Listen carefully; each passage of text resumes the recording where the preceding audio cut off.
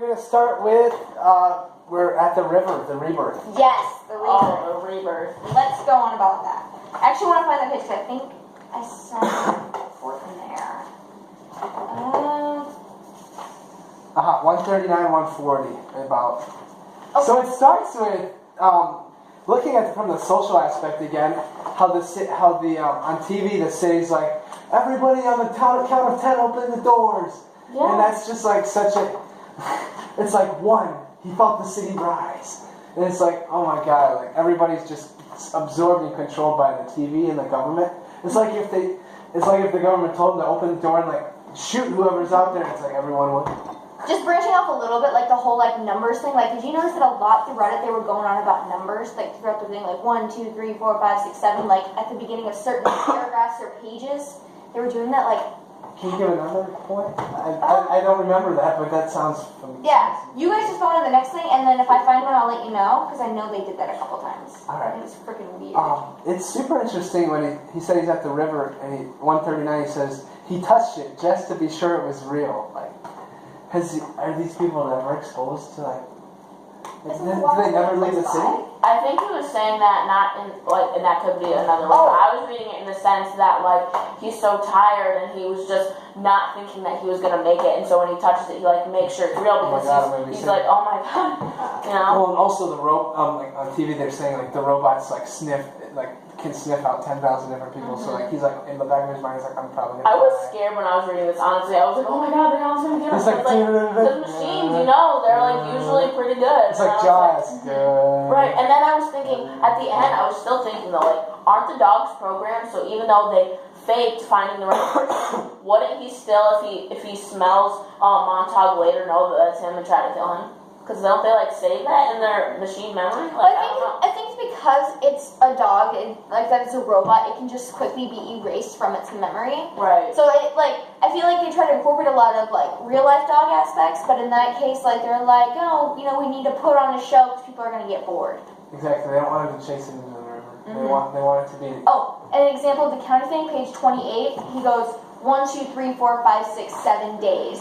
And throughout that entire paragraph, he repeats numbers a couple of times, like 2 or 3 or 4 times, and just several times throughout the beginning of the book especially, he does like 1, 2, 3, 4, 5, 6, 7 days. Almost like he's in a repetition pattern, and he's trying to get himself back into that. Like, that's what it kind of felt like. He's going like, okay, like, we got these days, I need to get back into my normal pattern, but, like, he slowly can't. Right. Because he's starting to realize. He's so used to being conformed that, like he meets Clarice, and he, like, tastes the rain. Yeah. But then, like, his wife thinks the girl's really weird, and they're all, like, making fun of her. And then he's torn on page 28 at that point, if he should continue with what his normal life is like, or I feel so sad for the wife. Like, really, I have no sympathy for her. I do, because I feel like she's so far gone. Like, she literally doesn't know how to feel almost because of society. Right. And like Montauk starts trying to get her to feel, and I can understand why someone would not like her due to the way she responds, but maybe she doesn't have any other way to respond because she's never learned that way. Like, we think, well, maybe they were younger and knew that there was books, but think of you growing up literally encased in technology. You don't know internally, like it's not an instinct then to know how to communicate with people. Exactly. And so it makes me sad because it's like she doesn't know what that is. And that's something that's so special, it makes us human, you know? Exactly. I don't think like Montauk was able to like kind of break away from that. She wasn't. Yeah. I think Faber had a big part in that. The guy. I'm actually curious. And the guy, how he gave them the seashell, and they were able to communicate because all of society, they never really talk to each other. But when he gets the ear, it's like, I guess like an earwig or like a communication device with Faber, they start really talking with each other. And do they even talk, or is it just like their thoughts? I think it was Faber talking into his ear, but I don't think Faber can hear him. Because remember, he was talking, and Faber was like, no, don't say that, when he was trying to read the book out loud. So he was definitely reading, talking back to him. Yeah. But it's like, he had more and more social interaction, and the guy's an intellectual. Was he a college professor or a writer? So he's able, Clarice kind of starts his journey to breaking out of this model of conformity, and then Faber really brings them out. You know what? Oh, sorry. Oh, okay, so this is a little off because I just got to thinking about what he had memorized, the book of Ecclesiastes. So I was like, what is that about exactly? So I went ahead and looked it up real quick. It's wisdom literature in regard to the kind of big picture of life. So does life have a meaning or not? That's what the man Ecclesiastes questions the whole time. And that's kind of what Montauk questions throughout the book. So I think it's cool how he has that comparison between the two. Avery, we could talk for 5 hours. I'm sure Miss Billsy wants to hear that. Almost every single object or thing is symbolism. Yeah, it does feel like that. I didn't even think about Ecclesiastes, but that certainly is. And like he has like the book of Ecclesiastes and a little bit of Revelation. Like they're going through Revelation a little bit, like right then at that moment. So I was like, isn't literature fun? Great grandmother, what you doing? I love it. Lindsey's like, heck yeah, this is Lindsey, I kind of also wanted to respond to you too. It's really brief and it's kind of off of that. It's not really off of that, but Okay. when you said, what did you say? Why did the wife change? Why didn't she change? And why did Montauk change? I think also too we have to think of it is even though they are very sheltered and everything, Clary said, I'm not sure how she said it because I don't have it noted in here, but she did say to Montauk that she noticed something different about him. So even before she had said anything to him, she noticed that he was different, you know?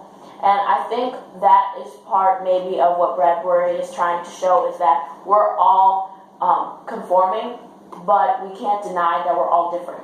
So even though the wife didn't change, we have to realize that us as humans, even when we're born, even if we're from the beginning trained to be some way, we still have our own personalities and they still affect how we take information, how we think, what we do. And so Montauk could be the kind of person that is very sympathetic and, you know, he sees the good in the world, whereas some people aren't that way, as we know from these days. Some people are kind of more negative and they conform because it makes them feel secure.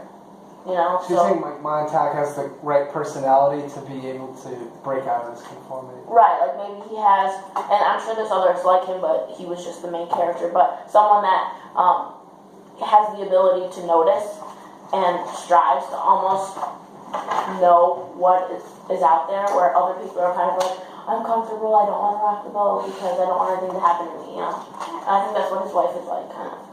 That's what I thought anyways. That's a solid point. I missed that. I don't think it has to be right, but Makes sense. Does anybody? I can ask a question if you want to keep this going. So,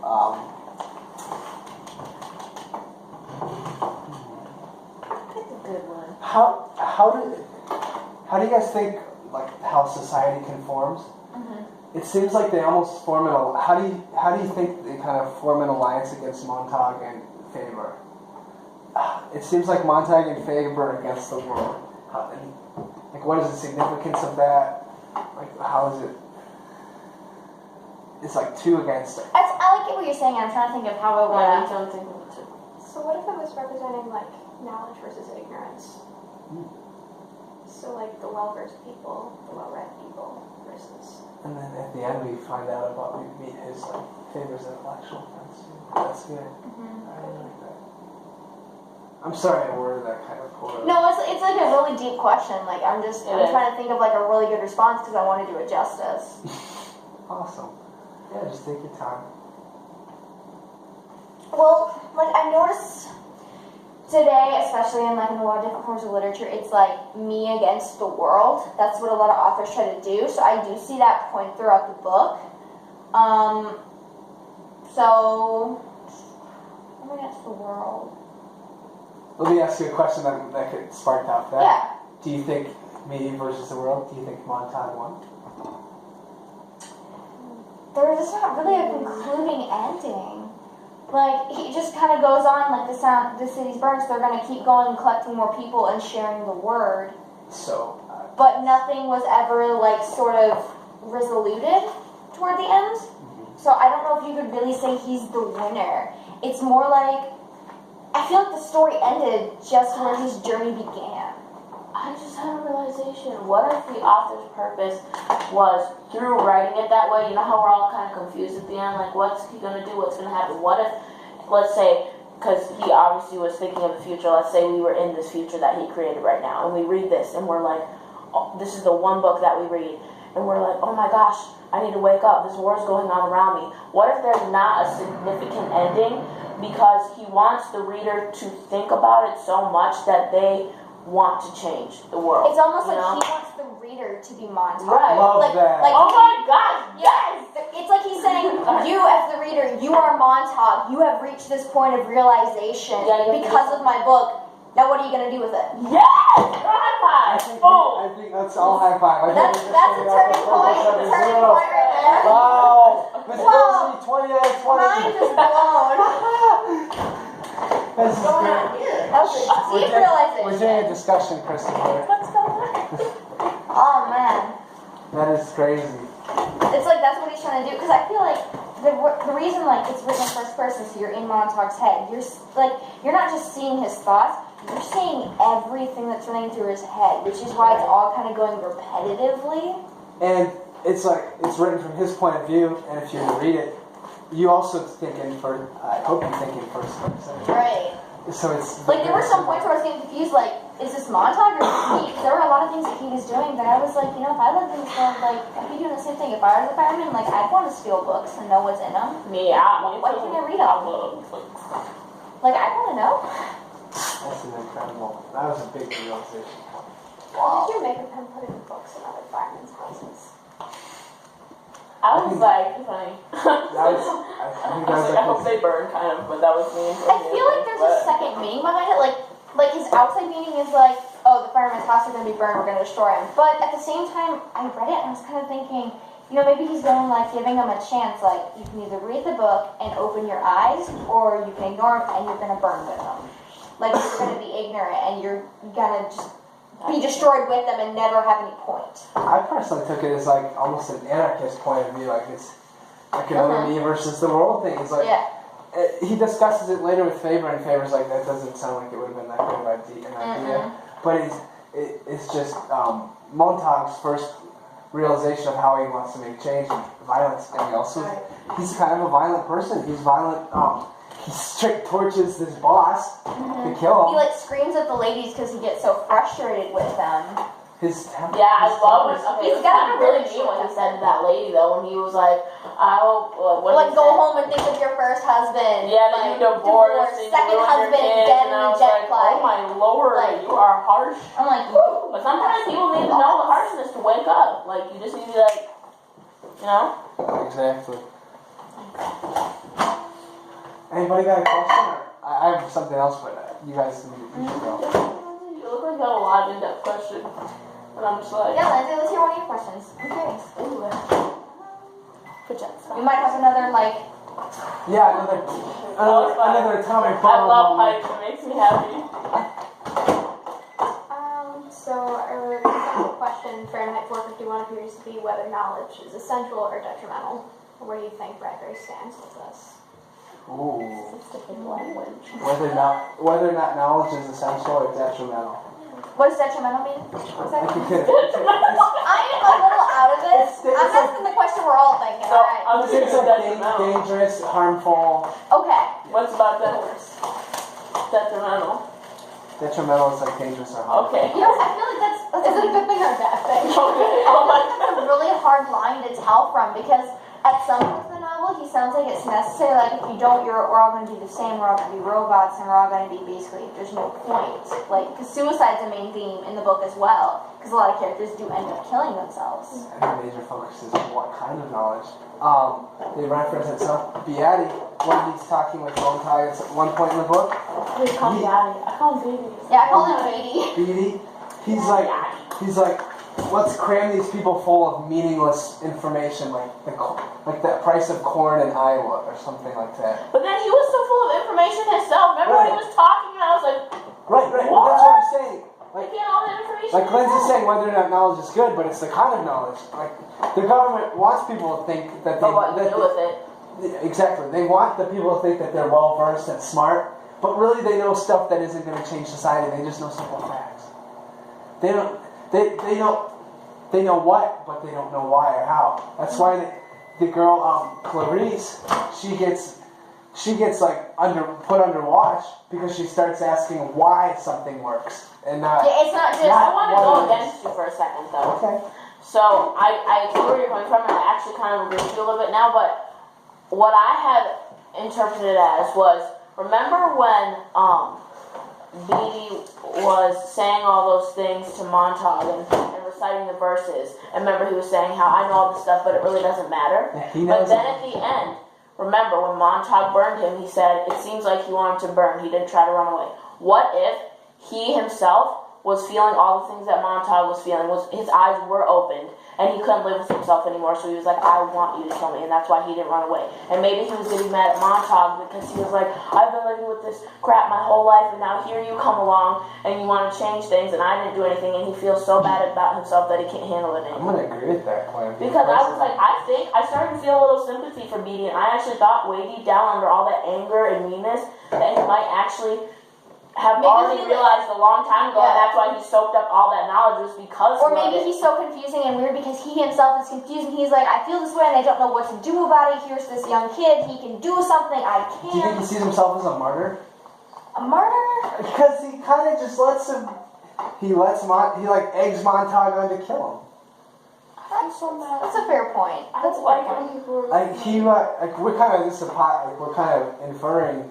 I see your point of view that he's like could be on the I good just always side. trying to find a good view. I feel like deep down people have to feel something. Like it's But- what makes them. But it's like he's too conformed already to. Right. Like he can't go totally rogue like Montauk or Faber. Right, because he's like the head of the firehouse. Right. Right? He'd be. But at the same time, if you would have looked at it differently, he could have been like, I have so much power, and all these guys look up to me, and even though the government is ahead of us all, in our small little firehouse, I feel like, honestly, some of the guys would listen to him. Because he seems like the head honcho. Like, I'm the boss, you know what I'm saying? If he was afraid though, I mean, I agree That's with what it you. is. Yeah. And he's partially, I'm sure he's partially self-absorbed too. Right, too. And he's probably affected. How he would he hasn't- not be affected by the society? We don't know if one of these other intellectuals has had it in like part of his life. If he is like Montauk at first, or something like Faber. You know what I'm saying? Like Yeah, I know what you're saying. we don't know the backstory on Beatty. Right. So we did. so it's a lot of hypotheticals. But I Yeah. really like your point of view that he. Because we're having to determine a lot about him through Montauk's eyes, and that's what's difficult Right, about we have it. we have a biased narrative. Right, because Montauk starts off being like okay with Beatty, he likes him, and then he starts to not like him, so we see more negative things. But it's like we're not in his head, so we don't know how he really It's like genuinely Miss feels Bosie about always it. says, can you trust the narrative? That's right. And But do you guys think he's reliable? I mean, he's got the temper. That's a good question. I never actually questioned it. Now I'm kind of thinking about it. There were certain aspects where I believed what he was saying, but then there were a couple times where I was unsure. Like, I kind of questioned the bombing. Like, I don't know if it really happened. The bombing at the end with his wife and everything. I genuinely don't think it happened because they talk about it. Later, the men around Montauk did not say if they'd really seen anything on page 158. Like, they don't really talk about it all together or anything. I feel like the bomb is more also supposed to be of him, like, destroying his old life in a way, going, I can't go back to that. Like, no matter how much I might want to one day, now that I know what I know, I can't go back to it. So he mentally kind of destroys it. So I feel, because, like, none of the other men, I don't remember them ever saying anything about the place being blown up. Like, I feel like that's something they would have all flipped out about. And like, oh my god, we're so close to bomb, we gotta get out of here. But no one says he's the only one. like because he's the only one that's still connected to Yeah. society. They've all gone rogue. They're in their own, like they call them hobos, I think. Yeah, like the hobos or something like that. But they're really just they're totally thinking. And Yeah. I don't think Montauk ever, in this book at least, reaches a place where he's What's that? totally thinking. When you saw the only place, the only way to go is up, right? That's what you guys got me thinking about. And I was just like, what if the bombing is essential to the story? Oh, it What is. if Oh, for sure. What if everything has to be burned and ruined for something new and totally pure to come Because out they of make that nowhere? point with the And then fetus. at the end, right at the end, it says, And on either side of the river was there a tree of life, which bare 12 manner of fruits, and yielded her fruit every month. And the leaves of the tree were for the healing of the nations. And what does stuff grow out of it? It grows out of dirt and soil. So what if everything has to come down and be burned, and for something pure and new to come up? This is just like the Great Flood in the Bible. If you go to page 163, they talk about a phoenix. There was a damn silly bird called a phoenix back before Christ. Every few hundred years he built a pyre and burned himself. He must have been first cousin of man, but every time he burnt himself up, he sprang out of the ashes. He got himself born all over again. And it looks like we're doing the same thing over and over, but we've got one damn thing the phoenix never had. We know the damn silly thing we just did. So they're talking about like, you know, like we know what we're burning, we know what's going to get destroyed, so we know what not to do when we rebuild ourselves. So yeah, there's definitely a quote that goes along with that, for sure, and that supports that idea. I kind of want to go. Are you girls familiar with this story of like the Great Flood in the Bible? Yes. So what I kind of see is like, I'm not sure if it's Montauk or Faber, but like one of them's Noah, and they see that there's so much sin in the world, and they're able to like get out in time. And then there's the Great Bomb, and it's fire. Fire in this book represents purity, so it like washes all the evil away. And now we don't know what's next, but we know it's a brand new start. And I just see so much symbolism and allusion to the Great Flood from the book of Genesis. So we do agree that fire represents purity? I would believe so. Just like you said that there, the final paragraph that you read a second ago, Brooke, Yeah, is italicized. It's in italics. It's almost like it's pulled out of it. 163 is where it's That's fine. Is that from the Bible? Because it's worded. I thought it was, but I'm not sure, honestly. I don't know every line in the Bible. Brooke, could you type that up? Yeah, what's the quote? Just the italics. If we can see Okay. that. Right? Yeah, I will Just look the it up. first part, too. We could. Yeah, if you guys want to like discuss what you might think it means while I look it up. Exactly. Yeah, I can look it up. 12 manners of fruit, and yield her fruit every month. You know, and if you're going to go with the Genesis theory, you could say, too, that the tree thing with Eden. Tree of life. You guys know where I'm getting at. Yeah. And it's like, could the phoenix be symbolic of there's the dove when they're all on the boat I waiting think it for could also be a symbol, like, it could be from Greek mythology or something, for all we know. Sure. Where it's like the dove represents that there's land and there's a future ahead. Like, I'm like, they're not gonna die. But there's no rainbow. If there was a rainbow, we'd be like, that's the Bible. So much symbolism and metaphors. It's like you could literally create a whole nother of your own thought book off of this. I think, yeah. Like, It's like he's written 2 books. We should talk about this, Brooke, after you're done with that. We should talk about the significance of the Bible. We're gonna pause. yeah. Alright, part 2 is done, Miss Billsy.